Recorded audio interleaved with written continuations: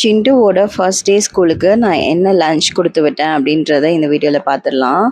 So காலையில் வந்துட்டு இந்த மாதிரி சோயா வந்துட்டு ஊற வச்சுருந்தேன். ஒரு அரை மணி நேரம் ஊறினா போதும். ஊறினதுக்கப்புறம் அதை நல்லா இந்த மாதிரி பிழிஞ்சு எடுத்து மிக்சர் ஜாரில் மாற்றிக்க போகிறேன். அது கூட கொஞ்சமாக ஒரு சின்ன துண்டு பூண்டு மட்டும் போட்டுட்டு நல்லா இந்த மாதிரி கிரைண்ட் பண்ணி எடுத்துக்க போட்டேன்.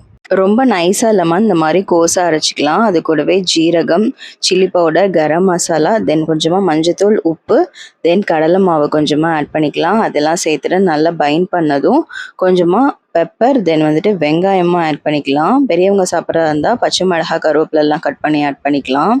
நான் அதெல்லாம் எதுவுமே ஆட் பண்ணல. ஸோ இந்த மாதிரி உருண்டை பிடிச்சோன்னா பிடிக்க வரணும்.